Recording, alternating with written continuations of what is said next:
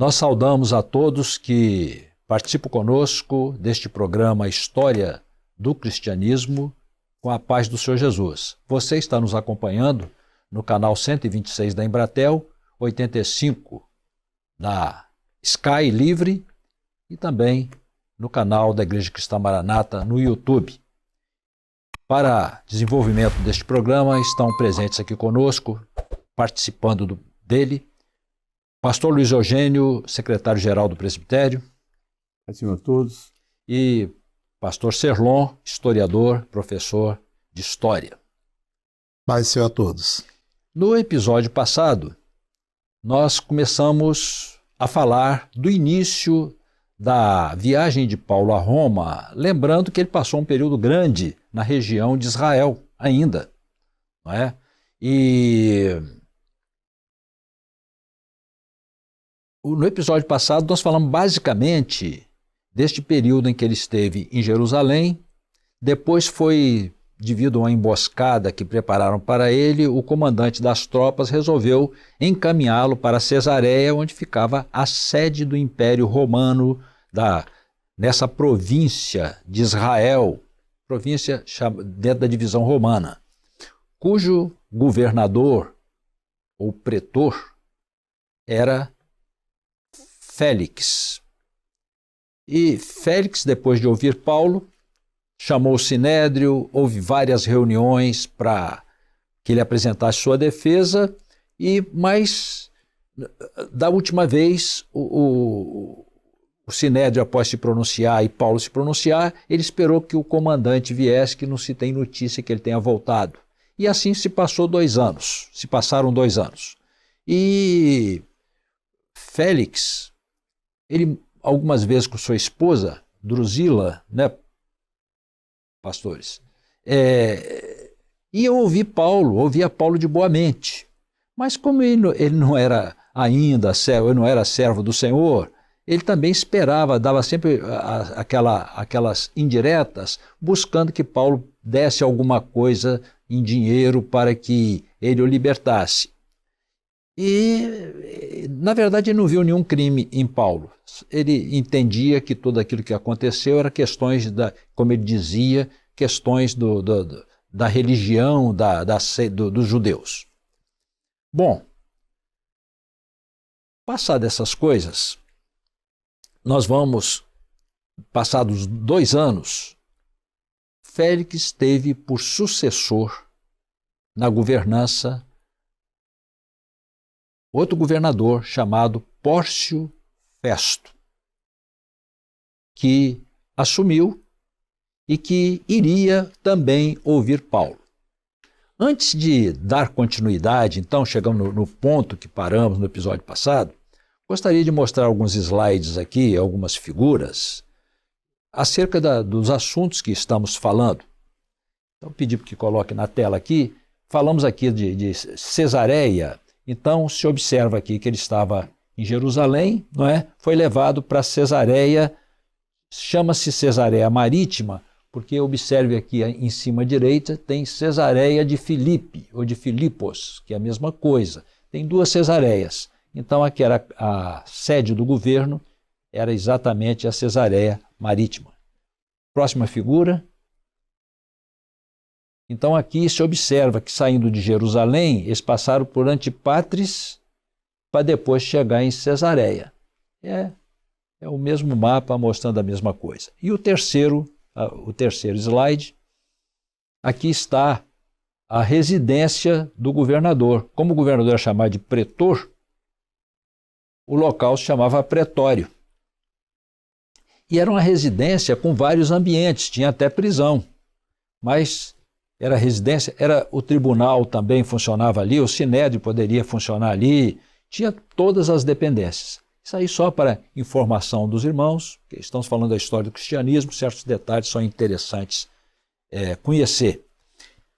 Agora, antes ainda de dar continuidade na história, nós gostaríamos que o pastor Luiz Eugênio entrasse num ponto e explicasse para nós o seguinte: quando Paulo veio da terceira viagem, ele entrou nos arredores da terra, Tiro, Ptolemaida e outras regiões, ele encontrou vários discípulos que recomendaram que ele não subisse a Jerusalém. Mas ele resolveu subir a si mesmo. Pediu ao pastor Luiz Eugênio que nos explique as razões de Paulo, por que ele subiu, mesmo com as revelações que entregaram a ele. É interessante lembrar, Antônio Carlos, Serlon, que parece até que Paulo desobedeceu a revelação, né? Mas Paulo, ele estava ali preparado para o sofrimento. Você vai ver o seguinte, que os irmãos ali, o texto diz, os irmãos pelo Espírito disseram a Paulo, que não fosse a Jerusalém, não fosse naquela viagem. Ele estava pronto para ir, estava pronto para sofrer em nome de Jesus, né? Então, nós vamos observar o seguinte, não só os irmãos, você vai verificar aqui no capítulo 21, a partir do verso 10, que aquele profeta Ágabo, ele pegou também, ele mostrou, fez até uma dramatização, pegou um cinto e amarrou ali, falou, mostrando para Paulo o que ia acontecer com ele lá também, mas Paulo estava pronto. E interessante que parece até que Paulo desobedeceu, não, Paulo, desde o início do chamado dele, o Senhor falou para ele que ensiná-lo como que deveria sofrer o nome dele. E Paulo falou aqui no capítulo 21, versículo 14, diz assim, faça a vontade do Senhor. Ele sabia que ia ter sofrimento. Ele sabia que esperavam prisões, tribulações. O caminho dele era esse. Então, os irmãos até insistiram ali, acho que houve até choro ali, querendo que ver se... Mas ele estava pronto para isso. Então, é interessante lembrar a história de Paulo, que você lembra a história de muitos irmãos que enfrentaram as arenas, fogueiras, tudo aí. Os irmãos sabiam que ia para o sofrimento mesmo. E talvez podiam até recuar, não vamos não sei o quê. Mas não foram. E Paulo aqui estava pronto para enfrentar tudo aquilo. E tanto é que ele faça a vontade do Senhor. E ele era um homem assim, muito assim. O Paulo, a gente observa, Antônio Carlos, que ele era um homem que queria conquistar as pessoas, levar Jesus para todo lado. Ele falou que, quantas vezes ele falou, você lembra que ele fez até um voto ali para poder. Ele fazia tudo para poder conquistar as pessoas, levar a palavra do Senhor. Não criava resistência. Isso aí é um assunto importante, sabe por quê? Que às vezes o irmão vai evangelizar alguém, ele cria um problema com aquela pessoa. Então você não pode criar. Às vezes você tem que. Ele fazia. Às vezes ele falava: se você deixar de fazer alguma coisa para alcançar outro irmão, vale a pena, né? Então isso que ele fazia na vida dele era saída. Nós vamos observar a vida de Paulo. Ele viu que tinha judeus ali naquela hora então a forma de alcançar o evangelho é alcançar todas as camadas. E nós hoje aprendemos isso muito, que nós não podemos restringir o evangelho para pessoa de posição A, posição B. O evangelho do Senhor é alcançar todos. E ali, ele sofreu aquelas acusações ali. Paulo tem até os líderes ali contrataram aquele advogado, Tértulo, né? O advogado, para lançar as acusações. E Paulo falou uma coisa muito certa. Ele falou o seguinte: eu estou aqui sendo acusado porque eu estou pregando a ressurreição. A pregação é essa aí. E ele falou, interessante, tem um texto até, Antônio, aquele texto que ele fala para o governador ali, ele fala para ele, até chegou a falar: você está querendo me converter também? Você está querendo o quê? Porque ele pregava, não tinha acordo com ele, não tinha acordo. Não. Falou aqui no versículo, ele fala, Paulo é acusado sobre a ressurreição dos mortos, e até ele chegou a falar: legal, você também quer que eu também, que eu aceite o Senhor, que eu converta também? Então, aí depois nós vemos aqui o fato que você chegou, o Pôncio Festo, né? Pôncio Festo. Eles tentaram convencer a levar Paulo lá para Jerusalém, né? Que é outro governador que assumiu. O Pôncio Festo. Exatamente. O Pôncio Festo assumiu, tentaram convencer a levá-lo para... Mas Paulo tinha aquela questão que ele apelou para a César. Agora, não se sabe a história, pelo menos eu não consegui descobrir na história, historiadores até comentaram, mas falaram que não sabe o porquê ele não podia voltar na apelação dele, se tinha alguma norma que impedia de revogar a apelação dele. Eu vi os comentaristas ali falando que não tem uma informação correta por que ele não podia voltar atrás naquela apelação dele. Porque não se mostra, porque eles falaram até assim, se Paulo não tivesse apelado a César, eles poderiam resolver o problema ali mesmo, certo? Mas me parece que ele estava disposto mesmo que queria evangelizar mais alguém lá onde ele ia ser preso lá. Agora, Agora, também não se sabe se ele tinha como a acusação, a apelação, porque hoje na justiça você pode entrar com recurso, dependendo do caminhamento que ele tem, você pode voltar, mas tem situação que você não consegue voltar não, já está ali encaminhado. Agora, aqui foi um caso. Então, nessa situação que vimos, é o seguinte, o novo governador, eles queriam convencê-lo para levar Paulo a Jerusalém. Por quê? Aquilo que você falou, acho que você falou já sobre isso, né? É porque Exatamente. o Festo, Pórcio Festo, ele queria agradar os judeus. Ele, para agradar os judeus... Assim como o outro também queria também. O outro também queria. Todo mundo é político, tudo político. Tudo político, né? Então ele perguntou se Paulo gostaria de ser levado a Jerusalém para junto ao Sinédrio, ele ser julgado por Festo. E Paulo sabia que ele saiu de lá debaixo de emboscada. E que havia emboscada dos judeus, que se ele fosse para lá, certamente iriam matá-lo. Matá-lo no caminho, né? Então, ele tomou a medida máxima, né? Que era apelar para César. É o que a Agripa falou, o rei Agripa falou, se ele não tivesse apelado para César, nós poderíamos resolver o problema dele aqui agora, mas exatamente. Ele apelou. Então, eu também, o texto também não fala, e também a história não consegue explicar se eles podiam perguntar, Paulo, você não quer cancelar a apelação sua aí? Não falou não. Continuou ali, o que acontece. Mas o que nós vemos é o seguinte, que era o plano de Deus, que Paulo fosse realmente para Roma. Tinha um plano de Deus ali, a chegada aqui. O senhor tinha um projeto, ser julgado pelo imperador, mas havia um projeto, tudo aquilo. Então, às vezes, situações que a gente tem que compreender. Às vezes, você quer aliviar o sofrimento, tirar alguma coisa do seu caminho, mas existe plano de Deus nas coisas. Aqui tinha um plano de Deus que ele fosse a Roma, que estivesse lá. Então, isso é importante, porque essa viagem tinha plano, acho, para a obra, Antônio Carlos, tendo para a obra estabelecer mais fortemente naquele lugar. Se ele ficasse onde ele está, não ia viajar. E, Luiz, interessante... Vamos ver depois na frente o capítulo, acho que 27, fala sobre depois do naufrágio que aconteceu com as revelações. Né? Mas olha, ainda com relação ao que você está dizendo aqui, quando Paulo foi julgado pelo Sinédrio, você chegou a comentar que ele suscitou uma discussão entre os fariseus e os saduceus, porque os saduceus não creem na ressurreição e os fariseus creem, e houve uma dissensão. E no final da reunião, da Assembleia dos Judeus, o tribuno teve que tirar Paulo, porque a palavra diz que ele estava para ser despedaçado. Então está aqui. Houve grande dissensão, eu estou no 23:10. Houve Atos 23:10. Havendo grande dissensão, o tribuno, temendo que Paulo fosse despedaçado por eles, mandou descer a soldadesca para que o tirassem do meio deles e o levassem para a fortaleza. Agora observa, essa parte aqui contribuindo com a outra, com os propósitos de Paulo. O verso seguinte, 11, diz assim, na noite seguinte, apresentando-lhe o Senhor, aqui o Senhor falando com Paulo, disse, Paulo, tem ânimo, porque como de mim testificaste em Jerusalém, assim importa que testifiques também em Roma. Então, o comentário aqui que o pastor Luiz Eugênio fez relativamente a que ele desistisse da apelação a César, mas ele sabia, Deus já tinha falado com ele que tinha um plano para a vida dele, que era necessário que ele fosse a Roma. Não adianta... o senhor tinha falado antes que tinha que ir lá, vou morrer lá, vou sofrer, não tem problema não, estou pronto, né? Ele estava pronto. Agora é interessante que depois desse fato que aconteceu, aquela conspiração dos 40, né? Aqueles 40 judeus fizeram uma conspiração, não dá um jeito, não vão comer nada e quando dá um jeito desse Paulo aqui, certo? Aí é interessante que pela primeira vez aqui no Novo Testamento aparece o parente de Paulo falando aqui, né?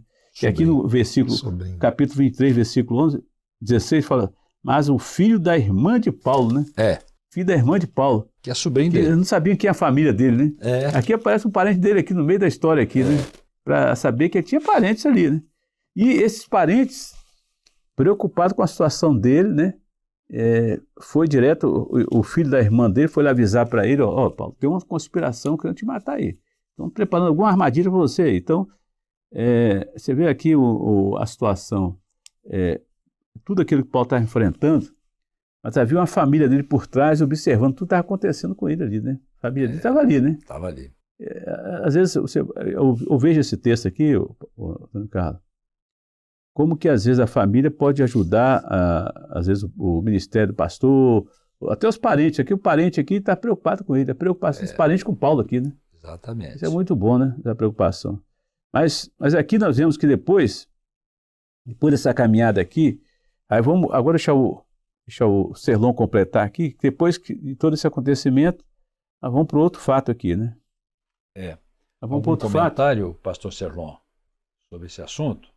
Não, acho que tá bem claro, né, que quando os irmãos entregaram aquelas revelações a Paulo, no sentido de que haveriam consequências, né, de sofrimento, mas Paulo tinha muita segurança daquilo que o Senhor havia falado com ele. Nós vamos ver que a palavra não deixa dúvida de que ele estava numa direção profética da parte do Senhor, né? Amém.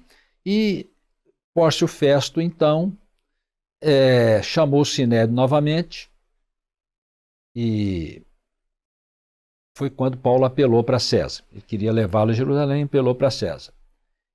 E por aqueles dias passou ali em Cesareia o rei Agripa. Não sei se vocês querem fazer algum comentário a respeito do rei Agripa, como é que era essa organização romana. O rei Agripa, ele era de origem judia, né? Ele estava ali. Era muito interessante que o Império Romano, ele dominava alguns povos que tinham uma história mais antiga, que tinha uma estrutura cultural mais estabelecida, e eles costumavam, sempre que possível, ter um representante daquele povo exercendo ali o governo, mas na verdade era uma espécie de marionete, né? Então o rei Agripa era um rei que tinha origens judias, né? Naquela ideia dos Herodes, né? Sim. Então era uma forma de dizer que o povo judeu estava representado, mas ele era uma mera marionete, né? Ali no caso quem representava Roma de fato era o governador. E houve ali naquele caso uma situação muito interessante, né? Porque o Paulo teve a oportunidade de testemunhar também ao rei Agripa. Foi. Rei Agripa e a Festo. E uma coisa que chama muita atenção, sempre que Paulo tinha uma oportunidade de trazer a palavra, ele trazia o testemunho da experiência pessoal que ele teve com o Senhor. Ele fala da luz que brilhou no caminho quando ele ia para Damasco, ele fala da voz de Jesus que falou ao seu coração, e ali no determinado momento, diante da maneira convincente como Paulo testemunhou, diante do poder com o qual ele falou da sua experiência com o Senhor, há uma expressão ali de Festo, né? Interessante, né? Paulo, as muitas letras te fazem delirar, né? E ele fala, não, potentíssimo, eu falo, né, daquilo que realmente eu vivi. Então, às vezes o que nós pregamos para aquele que é cético, para aquele que é incrédulo, e nós estamos diante de um mundo incrédulo, pode parecer um delírio. O delírio é uma desconexão da realidade, né? Mas Paulo tinha muita segurança da experiência que ele viveu e que agora ele estava testemunhando. E após essa audiência da qual participou o rei Agripa é que se define que ele fosse mandado para Roma. E até mesmo eles concluem que à luz daquilo que eles haviam ouvido de Paulo, daquilo que eles haviam colhido como informações, ele não tinha razões para ser condenado, que poderia perfeitamente ser liberado, mas ele já havia apelado a César e, portanto, seria enviado para Roma. Após o pronunciamento de Festo, né, dizendo que as muitas letras te fazem delirar, foi quando Paulo disse ao rei Agripa, estou no 26, 27, Atos 26, 27. Certo. Crês tu nos profetas, ó rei Agripa? Bem sei que crês. Em função da origem judaica dele. E aí ele se refere aos profetas veterotestamentários, né? Exatamente, ele tinha conhecimento. Aí que ele falou, né? Aí que ele falou. Pode falar, Luiz Eugênio. Para converter também o cristianismo? Ser cristão também. E disse Agripa a Paulo, por pouco me queres persuadir a que me faça cristão. Exatamente. E disse Paulo, provera a Deus que por pouco ou por muito, não somente tu, mas também todos quantos hoje estão me ouvindo, se tornassem tais como eu sou, exceto estas cadeias. Glória a Deus. Exatamente. Ou seja, ele não estava feliz por estar ali em cadeias, né? Não era isso.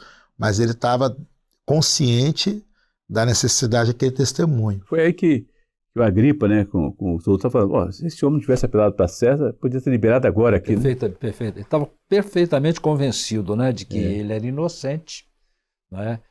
E as palavras, pelo que se vê, entraram no coração deles, né?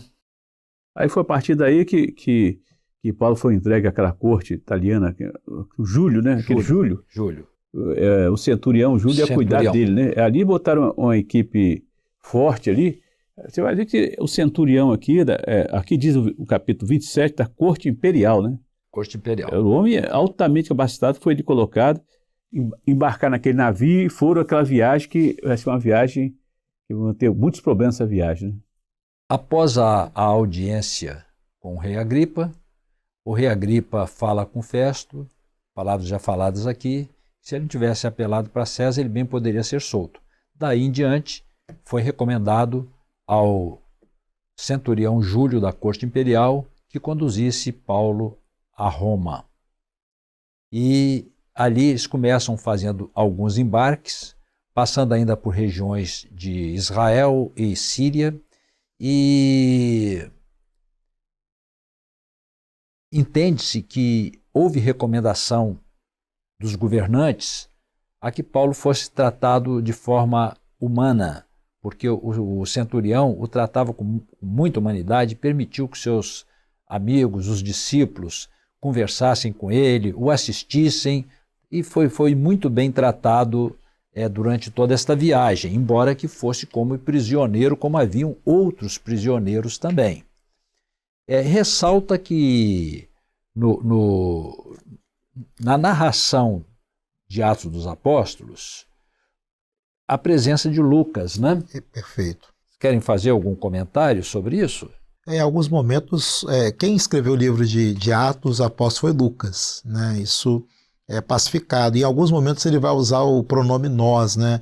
Ele vai dar a entender que ele estava na cena, que ele foi testemunha ocular dos fatos. Então a presença dele em vários momentos ali é perceptível, né? Perceptível. Isso é pacífico esses comentadores, que Lucas que escreveu Atos, né? Embora não está escrito aqui Atos de Lucas, não sei o quê, mas Mas ele estava, inclusive, na viagem, né? No navio. Ele estava no navio também. Né? Não sei, talvez pudéssemos achar o texto aqui, mas enquanto isso, eu vou pedir para colocar o mapa da viagem a Roma aqui na tela. Então, aqui está. Eles partiram de Cesareia, estiveram em Sidom, onde tinha uma comunidade de discípulos. Depois, aqui nós vamos ser mais resumidos. Eles foram até Mirra, depois Quinido. De Quinido, eles começam a fazer a travessia em direção a Roma, rodeando a ilha de Creta. E ali começam a haver alguns problemas, porque a navegação ela não foi favorável. Lembra-se aqui que os comandantes dos navios, os pilotos, eles eram homens muito experientes. Eles sabiam o momento de navegar, o momento que tinham ventos favoráveis, porque os barcos eram à vela. Eles sabiam que no inverno não se devia navegar, porque a navegação era extremamente difícil no inverno.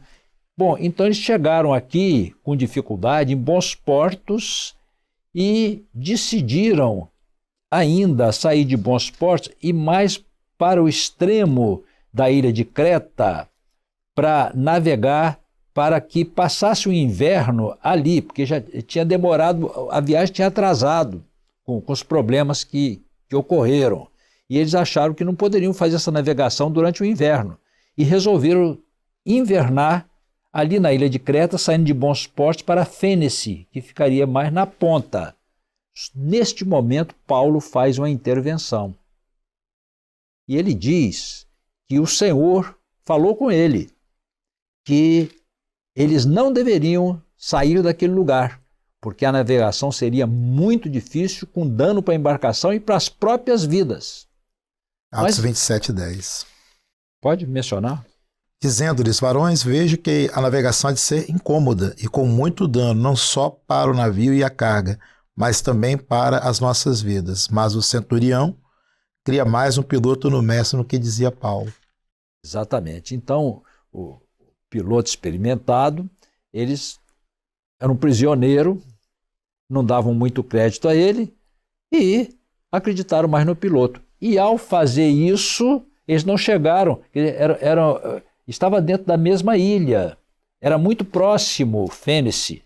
Então, ao sair, aconteceu uma tempestade excepcional, não é? É basicamente um ciclone, um tufão, que eles não conseguiram chegar e foram levando pelo mar, navegando, perdidos pelo mar. Fazendo uma simplificação disso aqui, chegou um momento em que o piloto já largou o leme, que não conseguia controlar mais, perdeu o controle do navio. Eles cingiram o navio, que eles faziam isso, eles cingiam o navio com amarras para fortificar A estrutura, né? a estrutura. Chegou um momento que tiveram que tomar toda a armação do navio, as velas, toda a armação. A única parte da bagagem que permaneceu foi o trigo, porque eles tinham que comer. O resto jogaram tudo. E diz a palavra que eles desesperaram da própria vida. E passaram muitos dias sem ver o dia e a noite. Tudo isso, sem ver o dia, tudo escuro. E depois de um período grande, até sem comer, pelo desespero, Paulo se pronuncia dizendo: olha, o anjo do Senhor me apareceu nesta noite. Glória a Deus. E disse que nenhum de vós se perderá, nem um fio de cabelo vai cair da sua cabeça, e que o Senhor me deu toda a tripulação. Então o prisioneiro aqui, de repente, se torna o comandante. Que na verdade é o seguinte, Antônio, cara, aqui, esse texto vai mostrar o seguinte: Paulo, ele não está falando dele mesmo. Você vai ver quando ele falou o seguinte, no versículo 10 aqui, que ele fala assim, varões, vejo que a navegação há de ser incômoda e com muito dano.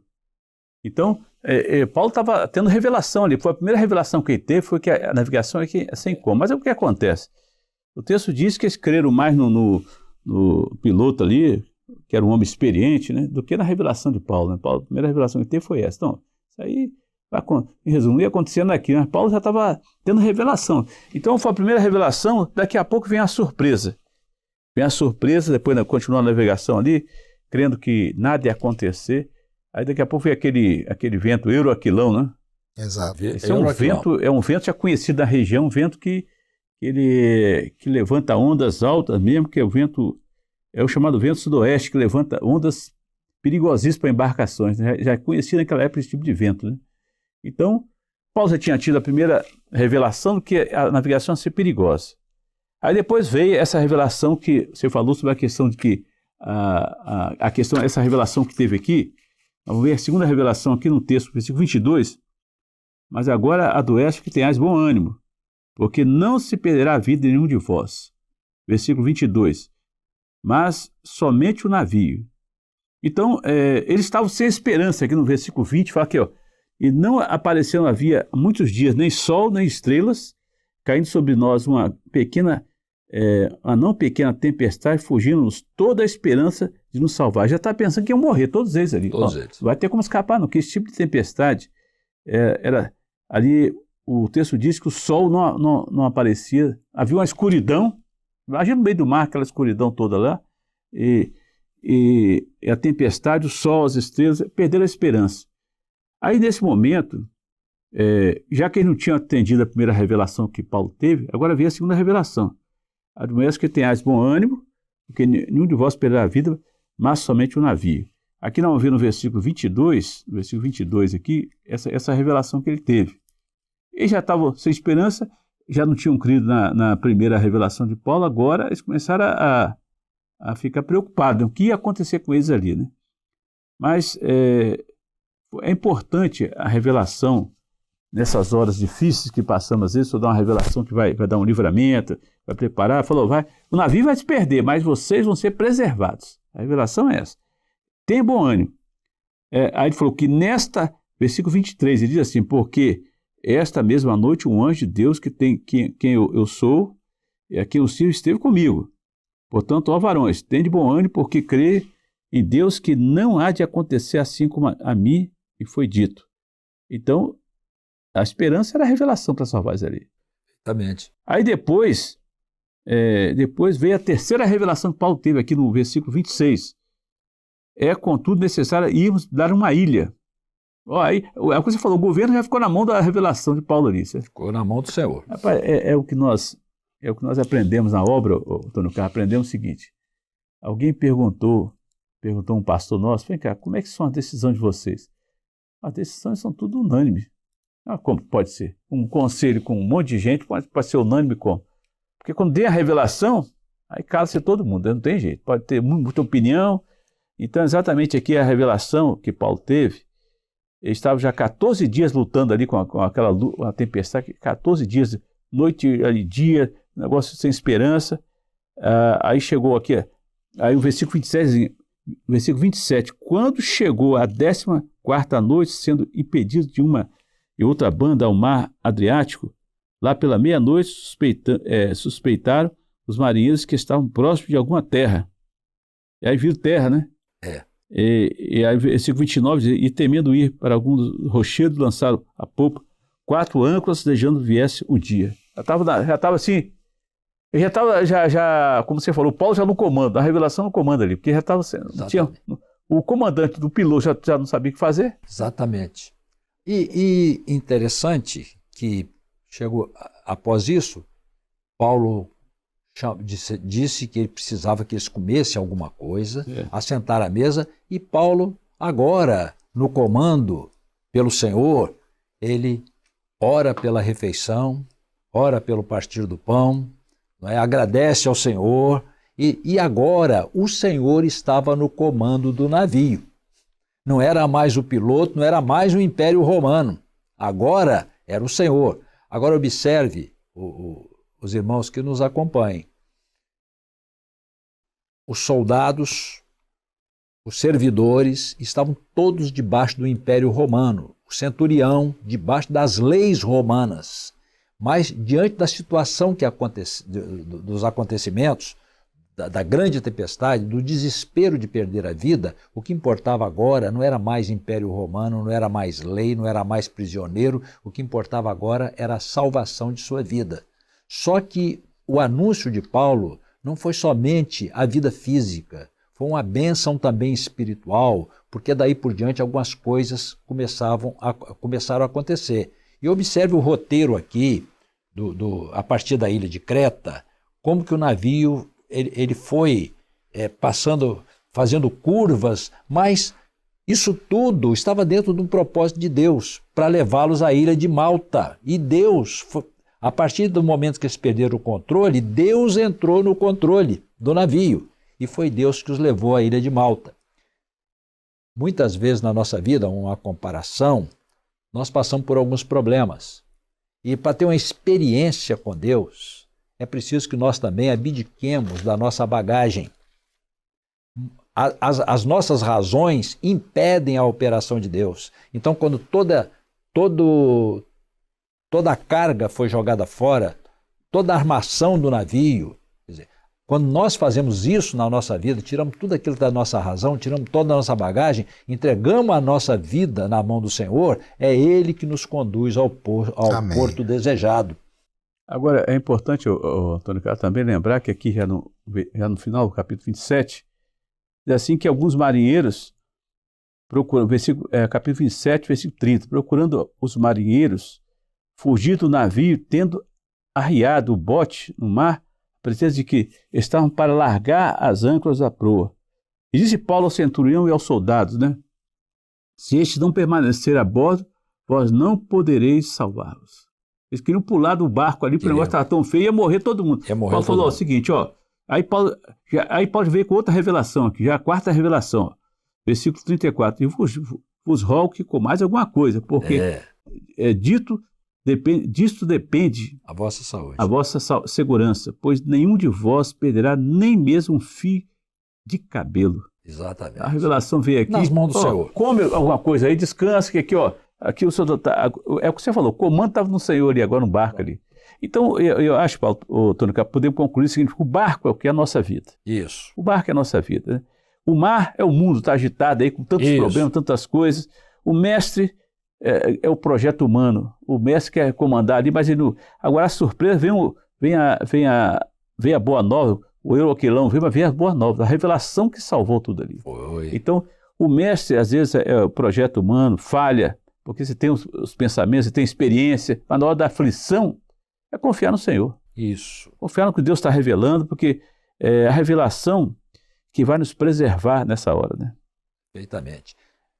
Nós já estamos com o nosso tempo findando para esse episódio. No próximo episódio, nós vamos ver aqui Paulo, o navio chega na ilha de Malta. E dali em diante vai ser encaminhado para Roma, todos já dentro do plano de Deus, o Senhor já operando na vida deles, vai fazer uma grande operação ali na ilha de Malta também, mas nós vamos pedir que no próximo episódio o pastor Serlon fale um pouco, a gente termina a viagem e falar sobre a estada de Paulo ali dentro de Roma, o que aconteceu ali dentro de Roma. Claro que todos nós teremos, o pastor Luiz Eugênio também tem suas colocações. E gostaríamos de dar por encerrado, agradecemos a presença aqui do pastor Luiz Eugênio. Amém. E do pastor Serlon. Amém. E a paz do Senhor a todos os irmãos.